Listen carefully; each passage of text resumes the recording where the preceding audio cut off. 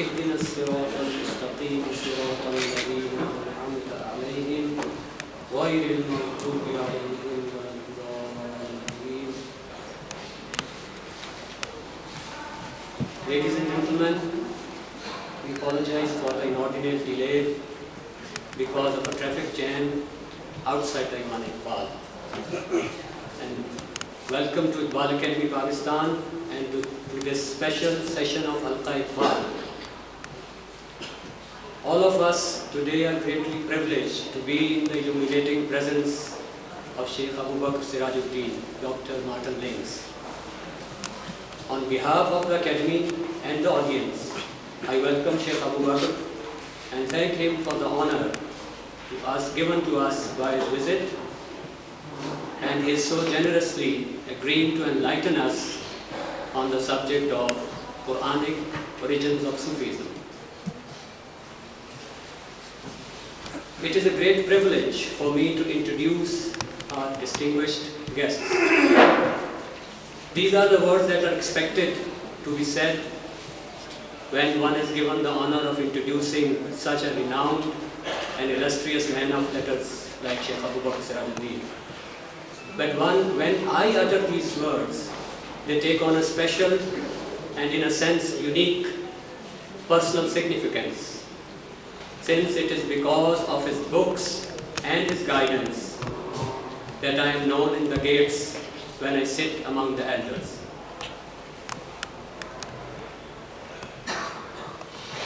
It's not the details of his books that I intend to present to you now before his talk.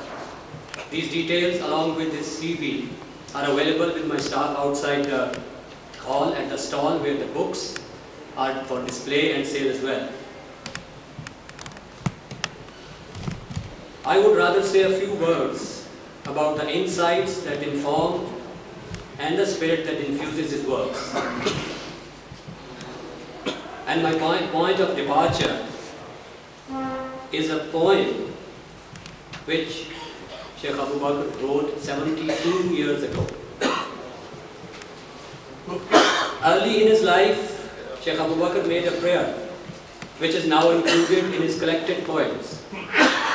It provides us with a rare insight into his personality and sums up the direction and content of his entire life work.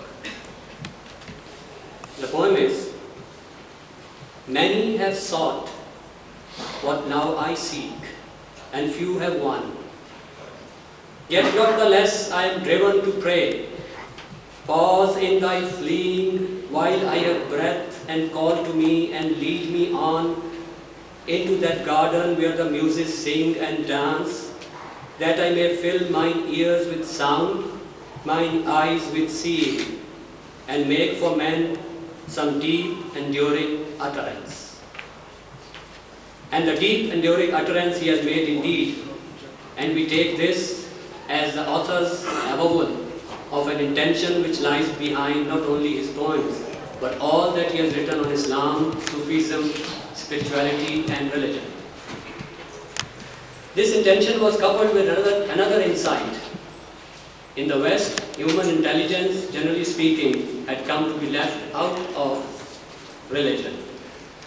It no longer participates in the things of the spirit, and in whatever he wrote, Shaykh Abu Bakr was acutely conscious of the need to express spiritual truths in such a way as to win back the intelligences of virtually intelligent men and women for the only object that could truly satisfy them, namely divine reality, the object for which intelligence exists. This is what he has tried to do through his works in a world increasingly rife with heresy and pseudo-religion, with a keen awareness that knowledge saves only on condition that it enlists all that we are. It is thus that we sense in the books of Shaykh Abu Bakr the imprint of his own unmistakable, elegant style, a certain flavor or taste, bespeaking a particular spirit or inspiration. Reading his books, one is struck both by the unshakable certitude that pervades them and by the almost tangible sense of the author's own effacement in the truths he so eloquently articulates. In the writings of the Shaykh, one feels an intellectual power delivered with a certain lightness of touch. The books, therefore, express in their own way the combination of spiritual authority and profound humility that so distinctly marks his personality, and so deeply impresses itself upon all those who have the privilege of coming within the sphere of his influence. His works could be divided into two categories. There are certain works which clearly fall into the category of commentary upon and introduction to the writings of the earlier sages and the writers in the perennialist school. Such works as Ancient Beliefs and Modern Superstition, Symbol and Archetype, and the 11th Hour. Then there are books which are the result of the application of the principles of the perennial wisdom to specific delimited fields, making his own particular affinities and indeed genius. It is in this category of works that his books have excelled all other comparable works. First and foremost, one must mention his magisterial account of the life of the Prophet, then his revealing book on Shakespeare's plays. His work, The Quranic Art of Calligraphy and Illumination, is also second to none. And we would also include in this category his book on a Sufi saint of the 20th century, Sheikh Ahmad al-Alawi, arguably the finest biography of a Sufi in the English language. In the words of a reviewer, in reading Dr. Martin Ling's Muhammad, we detect an alchemical effect in his narration and composition which so evenly combines scholarly accuracy with poetic passion. Lings is a scholar poet. What his book on the Prophet did for one's understanding of the phenomena of prophethood, his book on the Sheikh al-Alawi, one might say, did for that of sanctity in Islam. And his book of certainty, a little gem which reflects for us some of the most essential elements of Sufi gnosis based on traditional Quranic esoteric exegesis. It might be said about the books on Islam written by Shaykh Abu Bakr that through these books one is given a series of particularly potent doses of the concentrated essence of the religion. The key for comprehending the Islamic works of our author taken as a whole, whether it be the Quran, the Prophet, Sufi saints, Sufi doctrine, whatever be the subject at hand, his manner of treating the subject always carries the reader from the realm of forms to that of the essence, from the particular to the universal, and from the symbol to the archetype.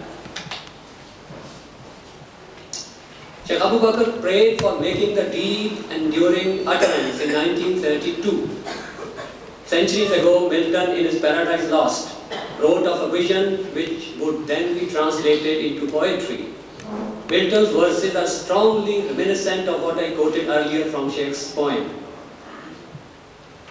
Milton said, "And chiefly thou, O spirit, that dost prefer, before all temples upright heart and pure, instruct me, for thou knowest, so much the rather thou celestial light, shine inward, and mine through her powers irradiate their plant eyes, all mist from thence, purge and disperse, that I may see and tell of things invisible to mortal sight." So I request Sheikh Abu Bakr Sirajuddin, in the words of Milton, to tell us what he has seen, to enlighten us about the Quranic origin of Sufism. But before he illuminates on the subject, I would like to inform the audience that the 24th of January is the birthday of Sheikh Abu Bakr, when he would be 96. For the inspiring example set by his life and for the spiritual light cast by his words, we can but offer heartfelt gratitude. I wish him many happy returns of the day. May my words be accepted by him as a humble tribute to a long life of unswerving devotion to the sacred. Please welcome Sheikh Abu Bakr.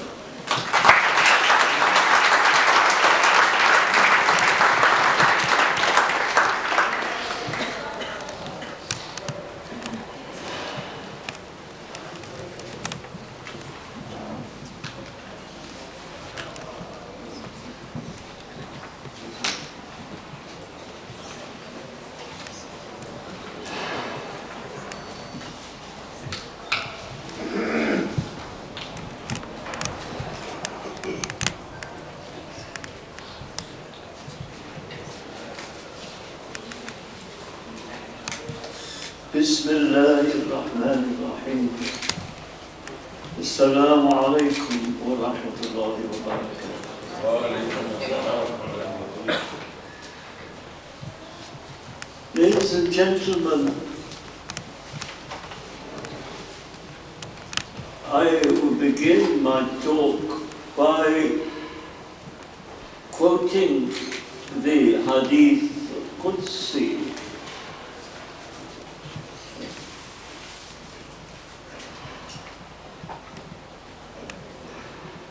I was a hidden treasure. You know what the Hadith Qudsi is. It is one of the Hadith spoken by Allah Ta'ala himself on the tongue of the Prophet ﷺ. I was a hidden treasure and I loved to be known, and so I created the world. Now God is infinite goodness, and the good must radiate. It is a characteristic of goodness. And I want to give you a figure which you can bear in mind throughout this talk, because it is not unconnected.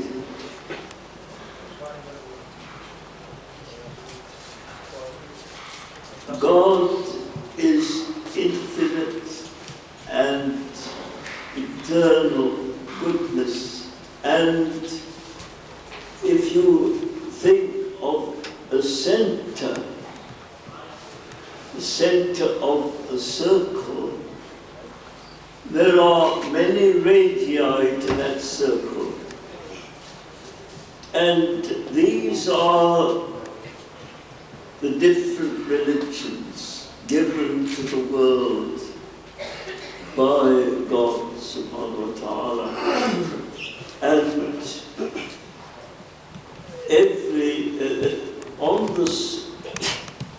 at a certain point along the radii, there is bound to be a circle. And the different points on the circumference of this circle may be said to correspond to the different religions.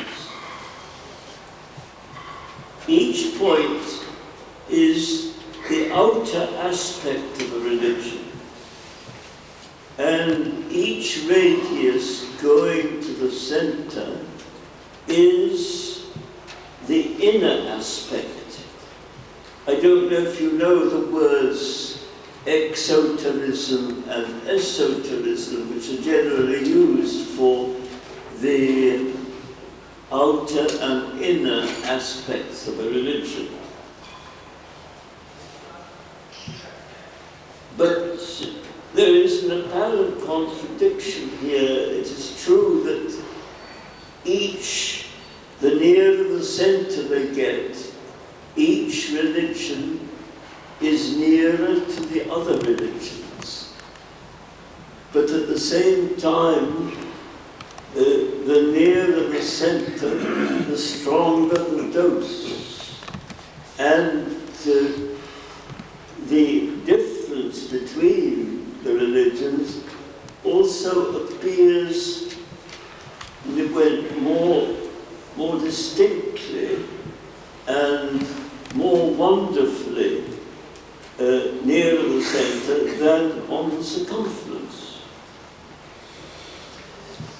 I want you to bear that picture in mind while I'm speaking of the center, the radii, and the circumference, and the different points on the circumference, which are the gates through which everybody has to enter a religion.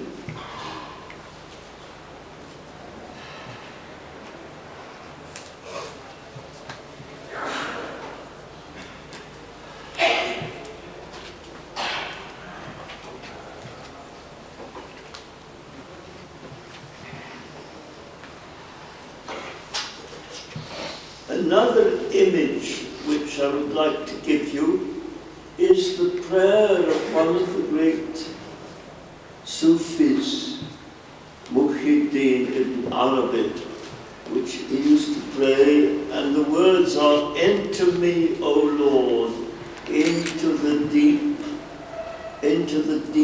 of the ocean of thine infinite oneness."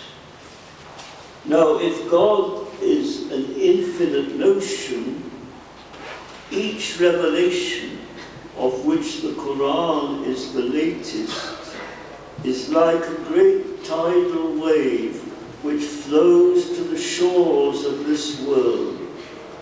And Sufism is the vocation and science and discipline of plunging into the ebb of that wave and being drawn back with it to its eternal and infinite source. But the wave, though it can be dated, belongs to its eternal source. For us, that is, for Islam, that date is Laylatul Qadr. But what I just said before is why the Quran affirms that Laylatul Qadr is better than 1,000 months. Laylatul Qadr khayrun min alfi shahr. This means that the wave has still today a flow and an ebb for every individual that comes within its scope. And this brings me to the title of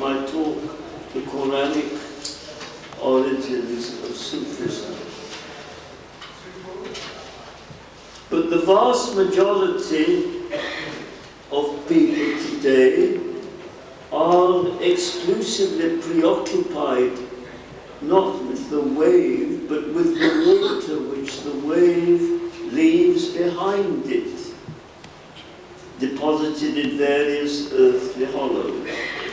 This precious water constitutes the outer aspect of the religion, and the same applies to the other waves which correspond to the inner and outer aspects of other religions.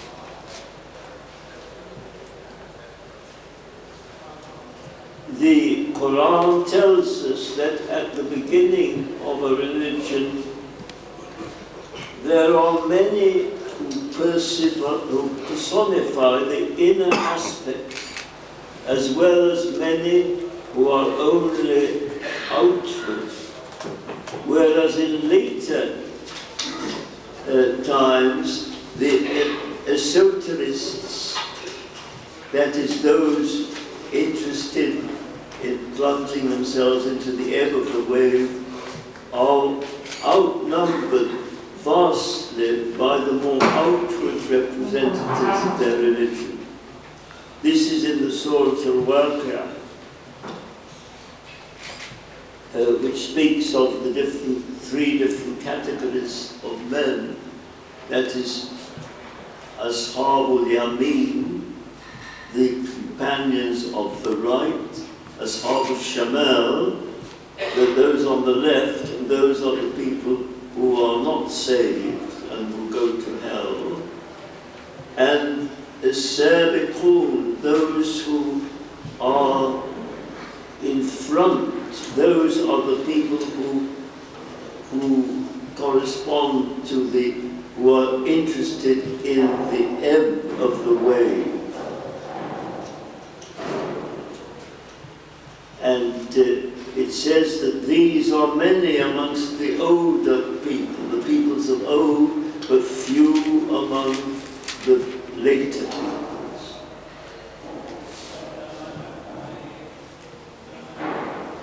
Now, to begin with, the inner aspect of Islam was too general to have a special name. This is what Ibn Khaldun, the historian, says. It was clear that the inner aspect of Islam was in the Prophet ﷺ and his closest companions. But when worldliness increased, I'm quoting Ibn Khaldun, when worldliness increased and men tended to become more and more bound up with the ties of life, those who dedicated themselves to the worship of God were distinguished from the rest by the title of Sufi. And the Sufi Abu Hassan Fushanji is reported as having said, some 300 years after the Prophet today, Sufism, he didn't say that about 300 years, because when he lived, Sufism, today Sufism is a name without a reality. It was once a reality without a name. But he is being too modest about his times.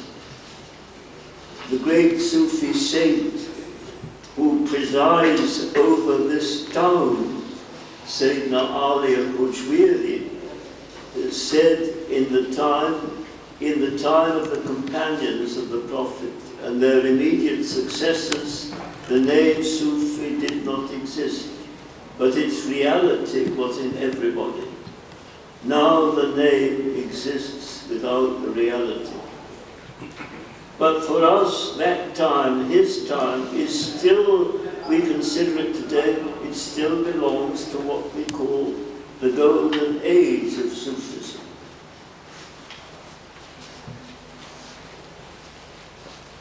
Now,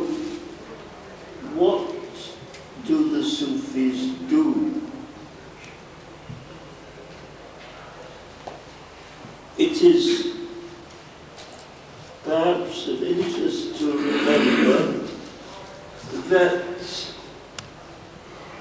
when the Prophet ﷺ received the first revelation of the Quran, he was in a spiritual retreat, in conformity with what was left of the Abrahamic tradition, following the example of the Hunafa.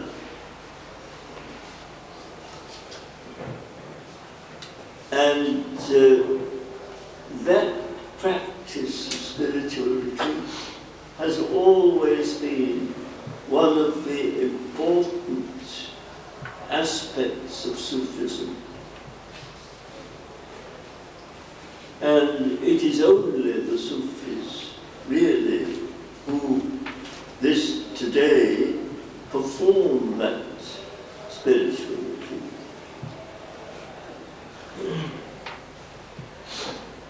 Now, another practice which again today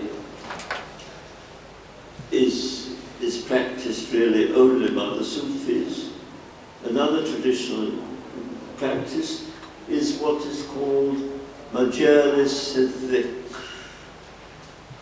And there are many ahadith praising sayings of the Prophet ﷺ, one of which I can quote here: God hath angels, a glorious company of travellers, who seek out the sessions of remembrance, the majalis al-dhikr, and when they find them assembled, when they find men assembled for dhikr Allah, that is the remembrance of God, they stay with them and make a canopy of their wings over them.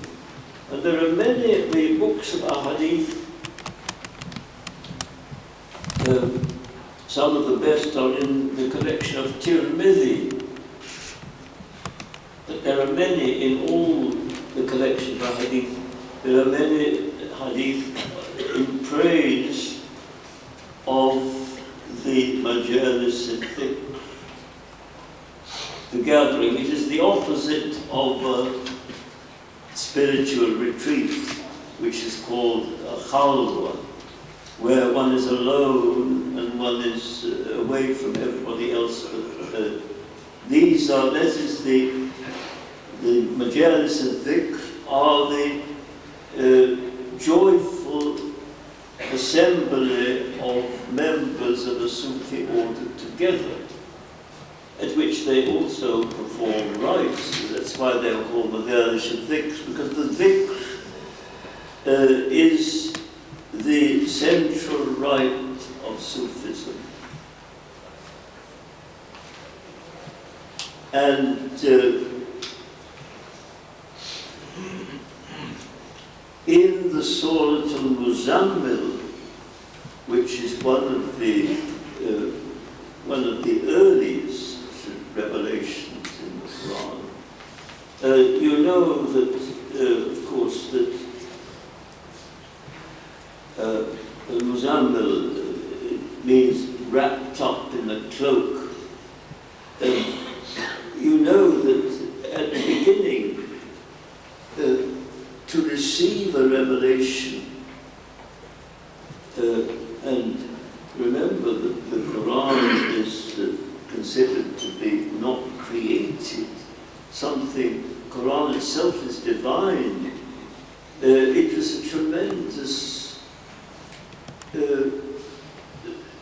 responsibility, and it was, to begin with, the Prophet ﷺ found it, there's something even terrible about it, but he wanted to receive the revelation. But at the same time, he was afraid. He asked his wife Khadija pile up clothes on him, which gave him a sense of protection. This surah, the Surah Al-Muzammil, and earlier, thou art wrapped in thy cloak, arise and warn. And then it goes on to say, later on, أعوذ بالله من الشيطان الرجيم بسم الله الرحمن الرحيم اذكر اسم ربك وتبطل إليه تبتيلا. Invoke in remembrance the name of thy Lord and devote thyself to Ilayhi in Arabic can be translated tremendous power of invoking the name. Now, to go back to the Hunafa, Sayyid Ibrahim alayhi salam, he lived 4,000 years ago, and in those days the world was nothing like what it is today. It was very much better, and people were more inclined, far more inclined to spirituality. And it was Sayyid Ibrahim, who is a Rasul,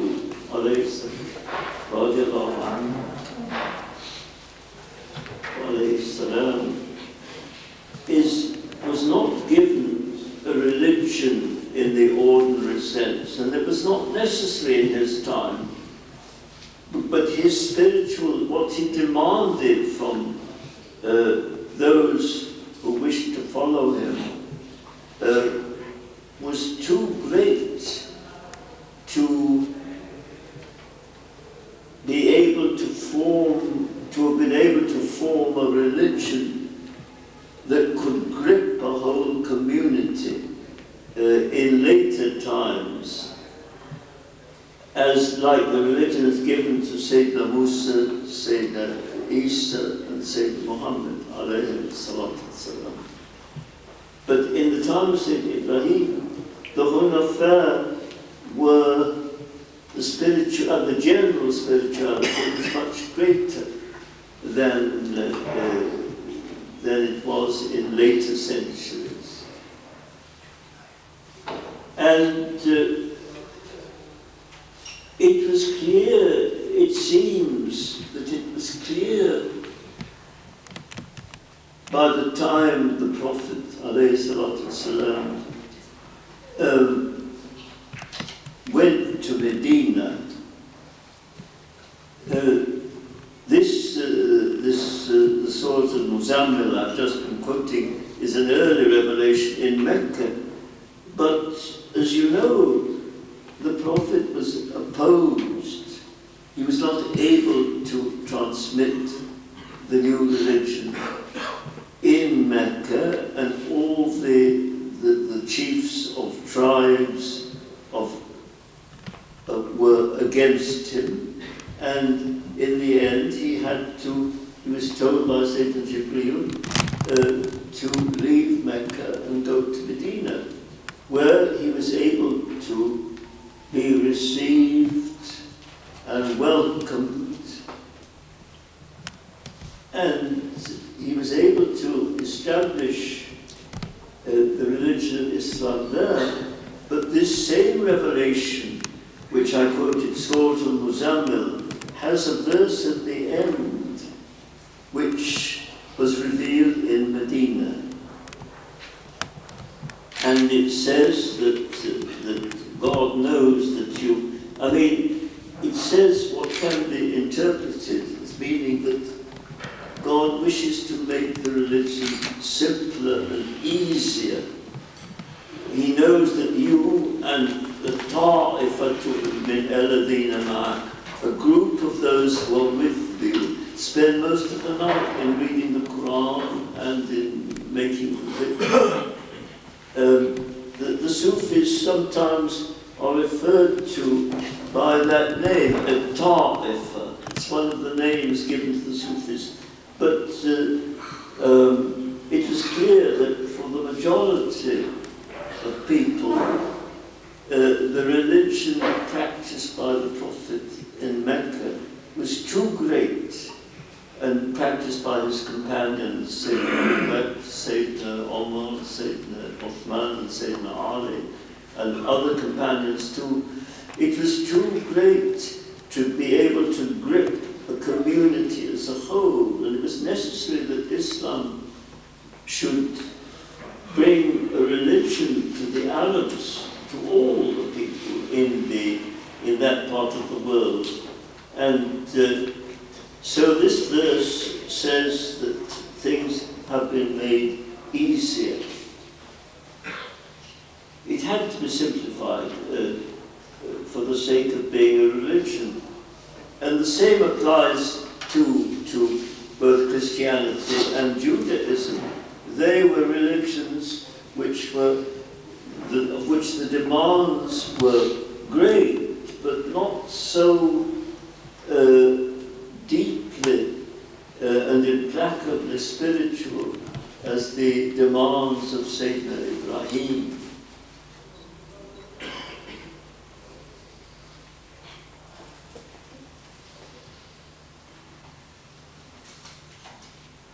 Now, to go back to my original, that is what I'm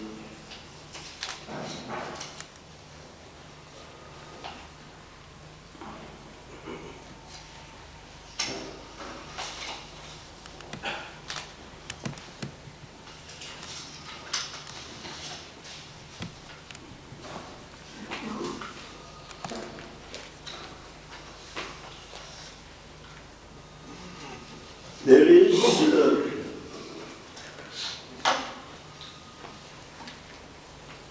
what I would like to say about Sufism, as it is in the Quran, as mentioned in the Quran. There is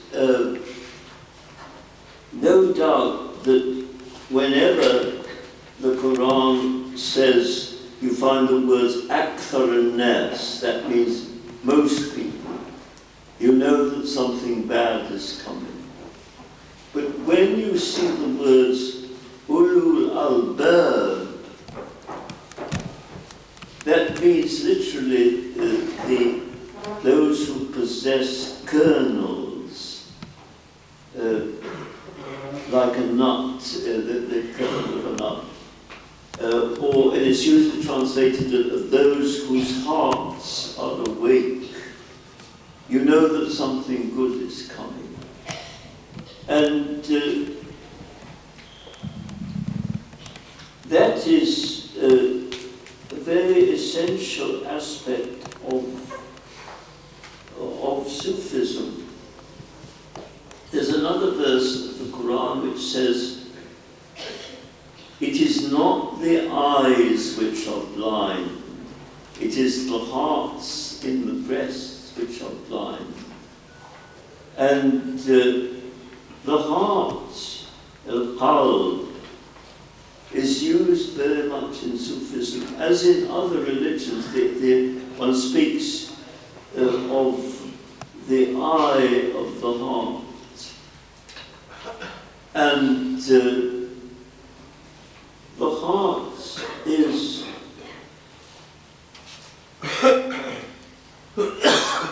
an inward aspect, and it has throughout Sufism and other religions too, it has different levels, but it means something always.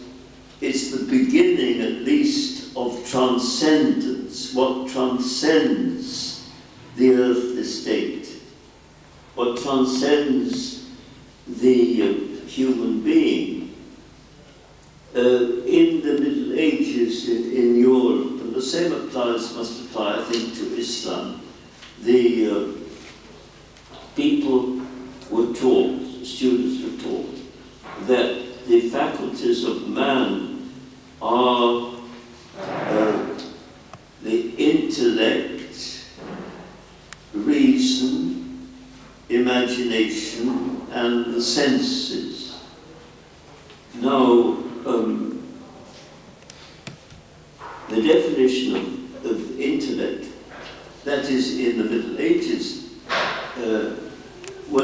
is not the same as the word is misused today continually. When one speaks about someone, you hear somebody speak saying, one of the leading intellectuals of our day, the man in question is probably a kafir, a man who doesn't believe in religion at all, let alone have any faculty of penetration. But in the true sense of the word intellect, Latin intellectus, this means a faculty which is only concerned with the things of the next world. The reason is the faculty is concerned with this world, but it acts under the inspiration of the intellect. The words intellect and spirit, ruh in Arabic, are often synonymous even. And it is they which lead to God.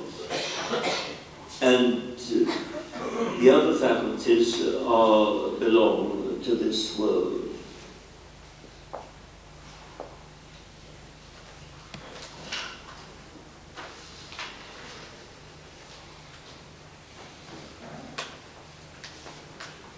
Now, as I said,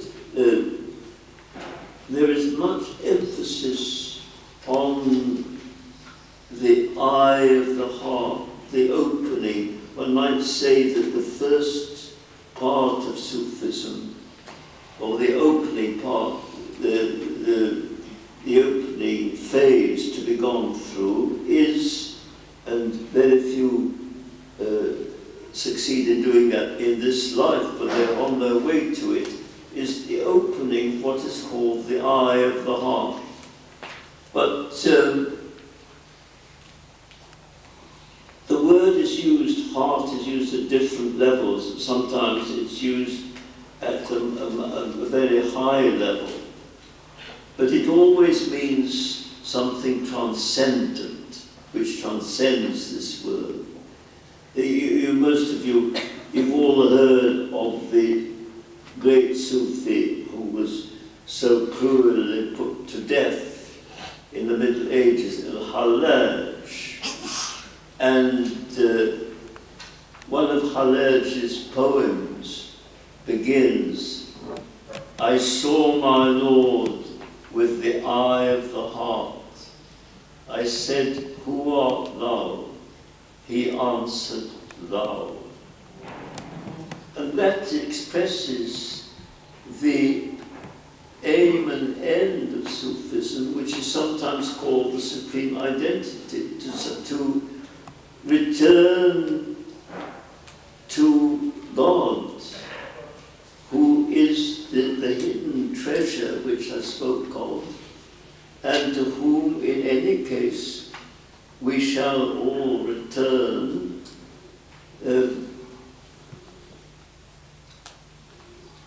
because what the verse of the Quran says, the surah, the ayat al-istirja', it is known as Inna lillahi wa inna ilayhi raji'un. Verily we belong to God, and unto Him we return. And that is that return is what is aimed at, is the aim and end of Sufism. Now, I could go on talking about Sufism, but I think it might be a good idea if I answered one or two questions that you might want to ask me. Is that the case? Would anyone like to ask me a question? Yes. Yes? Just a minute.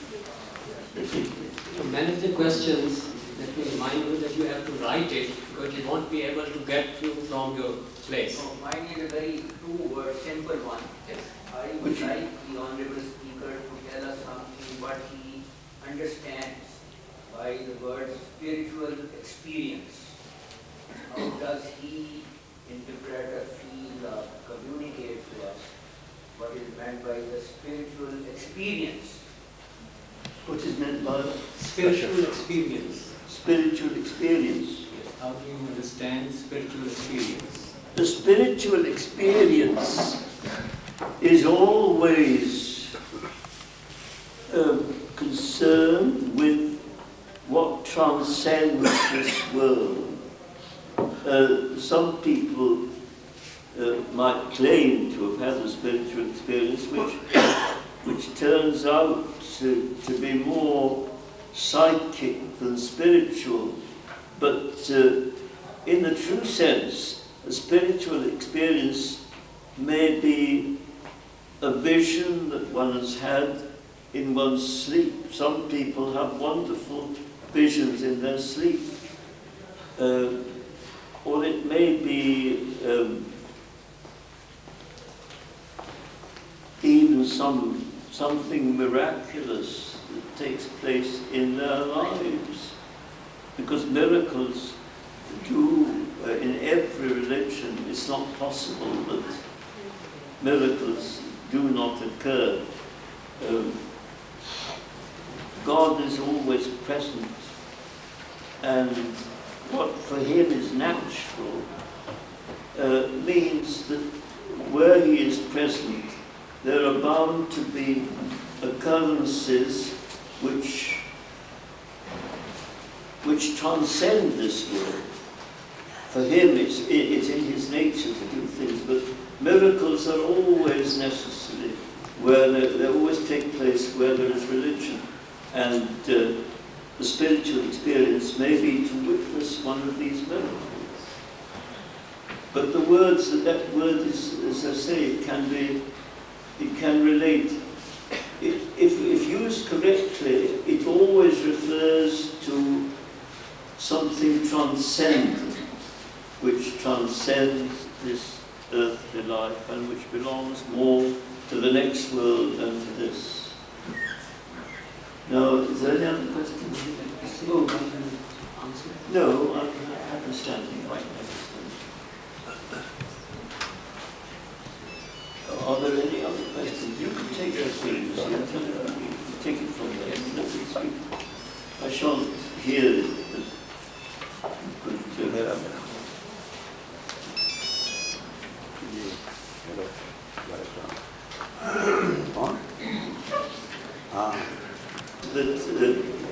That mentioned in the Surah Yusuf, you were thinking of the Surah Yusuf, where the people say that we are not, when they are asked by the, I forget the man in Egypt, the ruler, we are not good at interpreting Adraf al-Ahlam, multiple dreams. And then Sayyidina Yusuf, who has given wonderful interpretations to dreams had by his fellow prisoners, is sent for. One of the fellow prisoners has been set free, and he comes and he tells the king how to interpret his dream that he had in Egypt. But that's all I can say in answer to that question. Now, what is the question? Is, how far do you think an oath of allegiance is necessary? How far do I think? The oath of allegiance, the Sufi bay'ah, is necessary. What does that mean? Propagation? No, the oath. The oath? Oath in Sufism. But what do you mean by the oath? Does give a new heredity to the person in question, without which they would not be able to do what they have to do. There is, just to give you an example of what I myself was taught, and this would be, I think, accepted generally in every Sufi order. You know that Sufism is divided into what are called turuq, orders, and they have different lines of descent through the saints and holy men of that order, going back to the Prophet ﷺ. And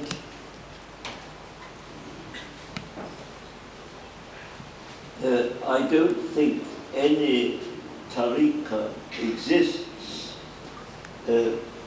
which does not insist on the bay'ah as being necessary, because to speak metaphorically,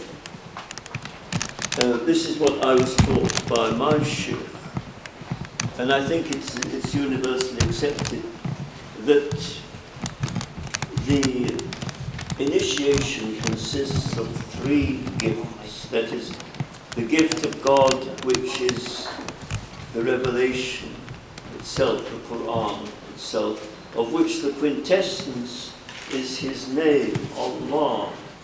And that is what Sufis, as I've told you already, the chief practice of Sufism is dhikr Allah. This applies to the whole of Sufism. All the different orders would agree with me on that point. Now, the bay'ah also includes a gift of the Prophet himself, alayhi salatu wasalam, and that is a new heredity, a new, what the Sufis call silsila, chain of descent, going back to the Prophet himself.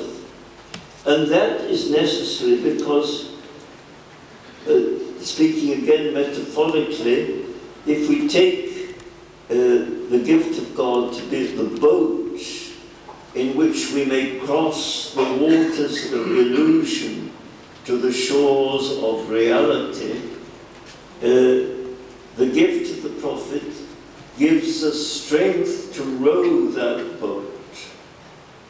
The new initiate, the person who is being given, who is making the bay'ah, and is being given this new heredity, undertakes to make use of what he is given for the rest of his life. And this new ancestry gives him the strength to row the boat across the waters of illusion to the shores of reality. Does that answer your question? But I think I'm right in saying I would not recognize anything which was against, which said you don't need a bay'ah. But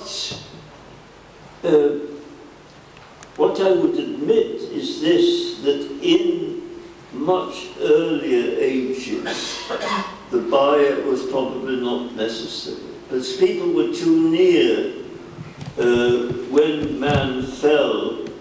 You know that Christianity and Judaism and Islam are all in agreement about the fall of man.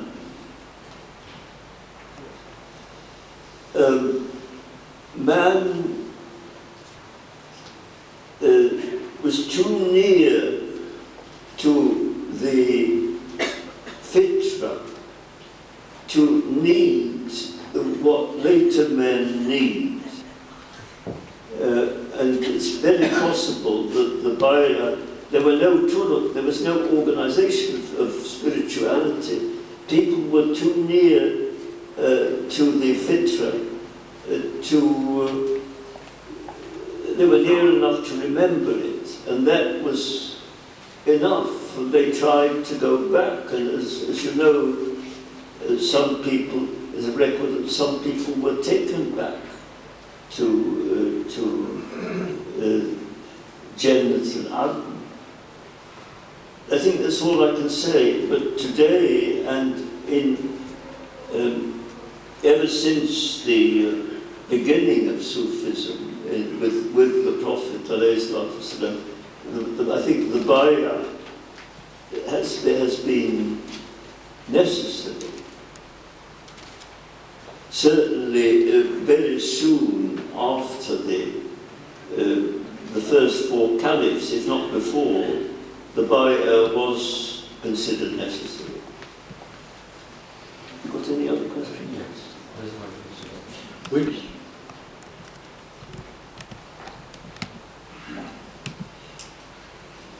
That question is a good question. Which of the spiritual virtues are highlighted in Tasawwuf?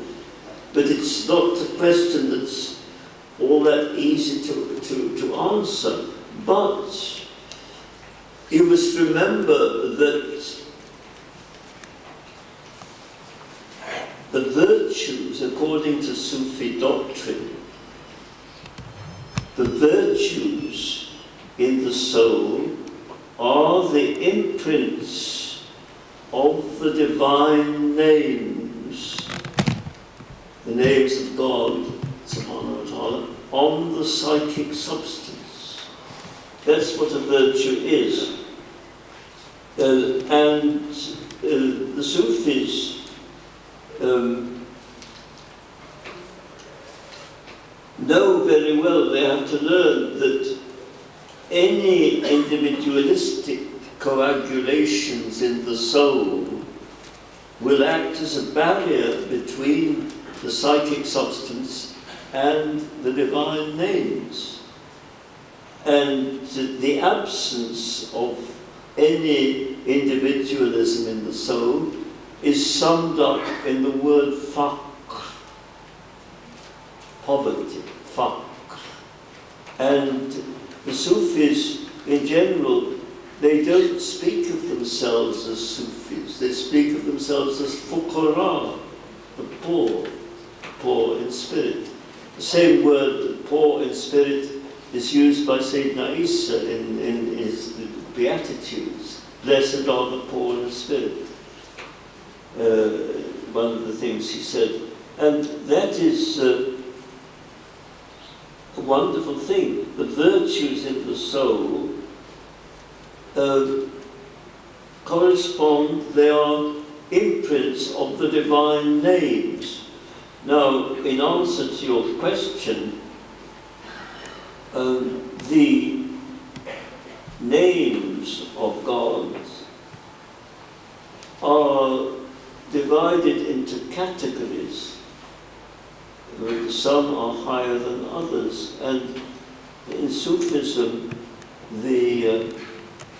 Sufism is centered on what they call that is the essence, the divine essence. And names of the essence are, for example, just to give you an example, they vary according to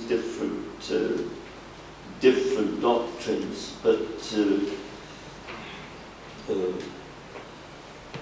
Al-Ahad, Allah, first of all. The name Allah, though, I should say, first of all, sums up all the names. It contains all the names in itself. Then there is, and the Shahada is also by some Sufis considered as a name. La ilaha illallah is considered as one of the names of God.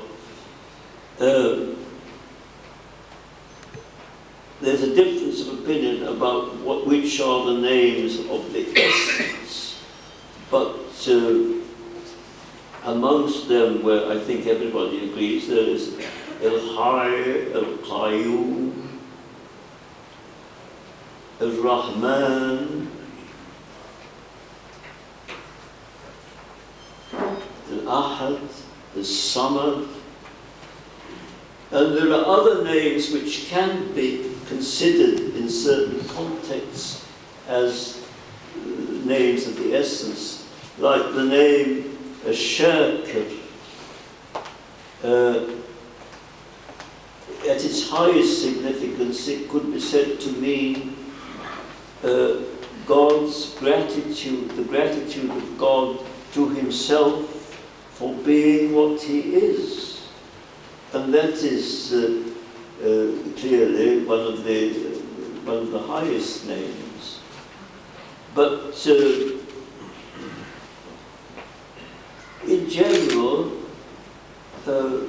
it is that I said that these names I've mentioned are among the highest, but other names can have that rank where they can be applied to God. And below at a lower level, the names are divided into two groups. Al-Asma al-Jalaliya and Al-Asma al-Jamaliya, majesty and beauty. But those two names themselves must be considered among the highest of the names.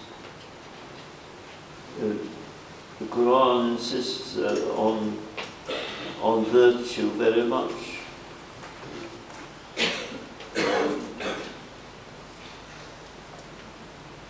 And all the virtues are considered necessary. In Sufism, I was reading a Sufi commentary on the Surah Al-Asr, and it mentions, as you know, the Surah Al-Asr at the end,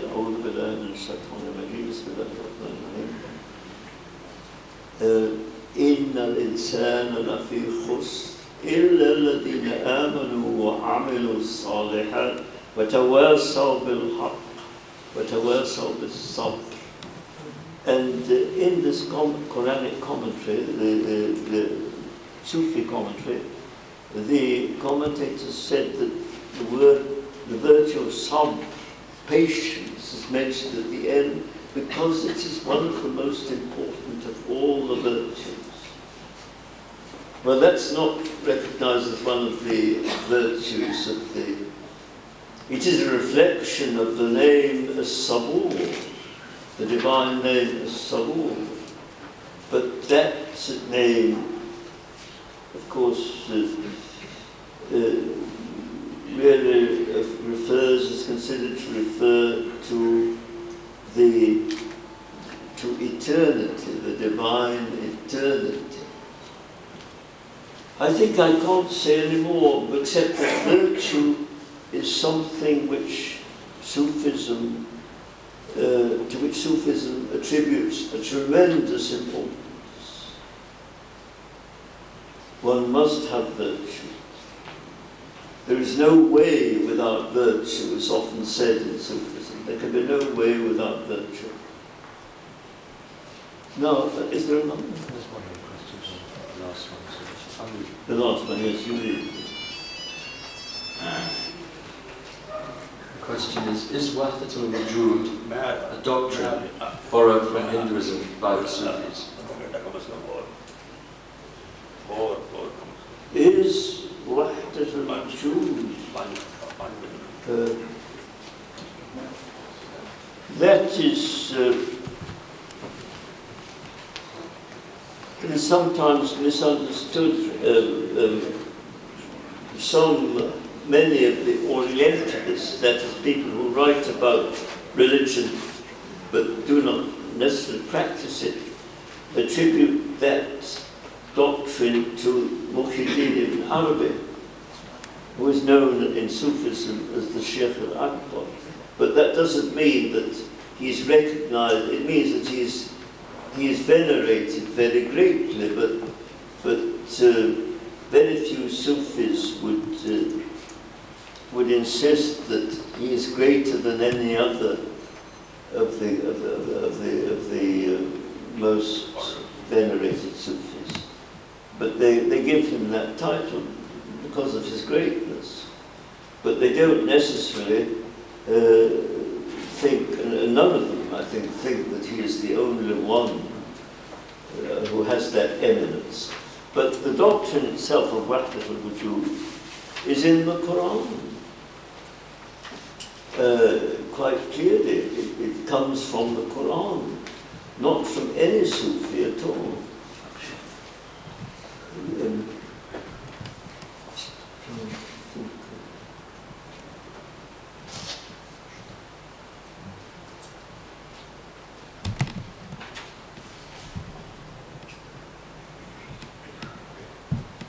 I think that's all I can say.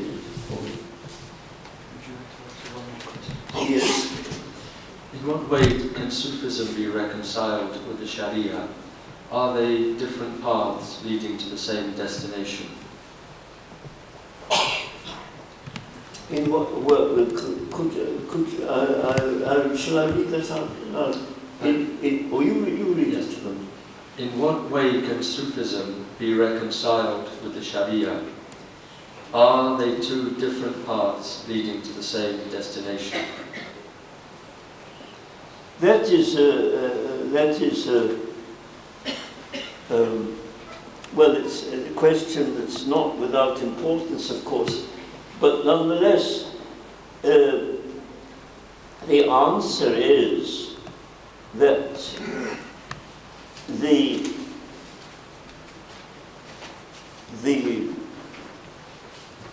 reason why Sufism exists is to give man the possibility of beginning in this life with what everybody has to do, either in this life or the next, but which the vast majority are not capable of doing in this life. That is, to begin, the Quran says about the people who are saved, the Quran promises for those who perform the 5 pillars of Islam, who are faithful to the who say the prayers regularly. Well, the Prophet himself actually said, when asked what is the difference between Iman and Kufr, his answer was as-salah, the prayer, because there are people, there are Muslims in the community who fast Ramadan, but they do so for partly social reasons. They pay the zakah, but they don't say the prayers. Sometimes people, I've heard of people, I know of people who only say the prayers in Ramadan, or something like that. And the Prophet knew in his wisdom that a man who says the prayers regularly will fast Ramadan, but he will give the zakah, and he will make the pilgrimage if he can. And he knew also that what I just said, that the man who pays the zakah doesn't necessarily fast or pray, and even the man who fasts in Ramadan does not necessarily say the prayers. But the purpose of Sufism is to do, you see, the Quran says about people who fulfill the Sharia, fulfill the demands of the Sharia. After that, سَنُكَفِّرْ عَنْهُمْ سَيِّئَاتِهِمْ وَنُدْخِلْهُمْ فِي جَنَّاتٍ تَجْرِي مِنْ تَحْتِهَا الْأَنْهَارُ. We will take away from them their shortcomings and cause them to enter paradise in which rivers flow, which is what everybody who is saved, who najah, that is najah, everybody who is saved is promised. But the purpose of Sufism is to do in this life, to begin to do in this life, what the average person can only do after death. Sufism, the existence of Sufism is one of the justifications of its existence is to enable those who can to purify themselves in this life already, or to partly, as much as they can, to begin to purify themselves in this life already before death, which the vast majority of people can only begin to do after death. Is that an answer to your question? Sir, may I ask one question? Yes. What does this ayah, holy ayah, Ibtagu alayhi wasila, mean? If it means what is commonly understood by everybody, What is the is it wasila necessary to reach towards God? Ibtagu alayhi wasila. What does this ayah, holy ayah, mean? Esoteric meaning to it? And is this wasila necessary for everybody to reach towards God? What? You can.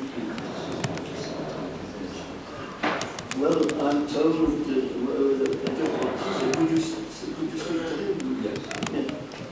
We'll talk to you about that later, but I think we now have enough questions and we can give Sheikh a rest. And if you'd just like to join me in thanking him for giving this presentation.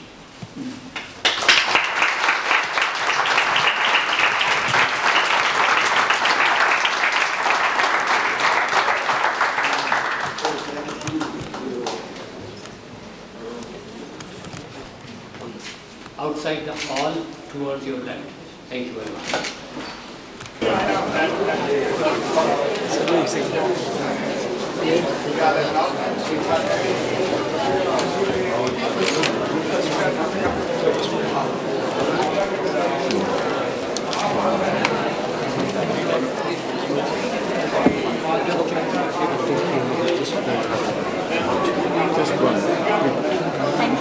You asked at the right time. I think it's really good blessing. No, I think Sheikh just wanted to sign. How many would you be able to sign? Well, about 20 coming up. Oh, 20 but this week. Well, I'll sign it.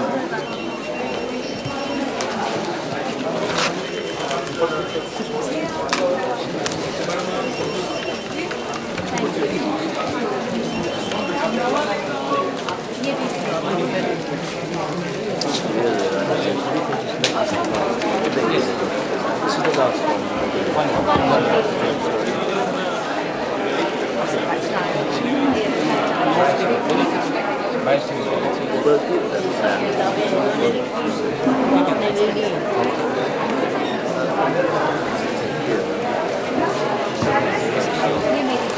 आपको सुना लेकिन